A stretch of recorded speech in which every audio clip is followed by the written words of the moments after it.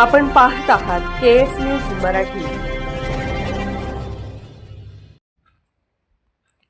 बनाळी जिल्हा परिषद गट व येडवी पंचायत समिती गणाच्या उमेदवारांनी कुणीकोणोरचे ग्रामदैवत हुडेबाबा दर्शन घेऊन श्रीफळ फोडून साधला मतदारांशी संवाद।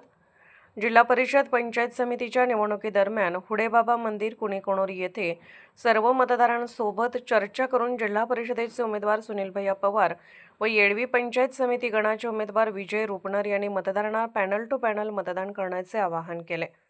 यावेळी कुणीकोणोर आबाचीवाडी येथील सर्व कार्यकर्ते उपस्थित होते। यावेळी बोलताना जिल्हा परिषद उमेदवार सुनील पवार मतदारांना का आव्हान काय केले पाहूयात।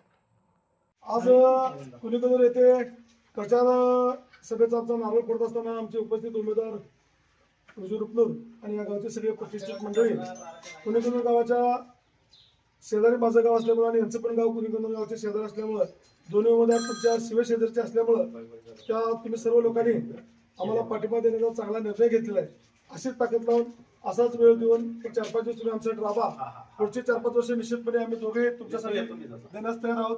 जे काय प्रलंबित कामं असतील, आता पाणी असेल किंवा लाईट असेल किंवा टीसीची कामं असतील, ती प्रलंबित कामं ती कामं केली जातील आणि सगळ्या कामावरती चांगल्या प्रकारे नियंत्रण ठेवून विकास साधला जाईल याची ग्वाही देतो। आणि सगळ्यांनी 7 तारखेला विजय रुपनरला पंचायत समितीला आणि सुनील पवारला जिल्हा परिषदला मतदान करून चांगल्या मताधिकाऱ्यांनी आम्हाला तुम्ही विजय करावा अशी विनंती या ठिकाणी मी करतो।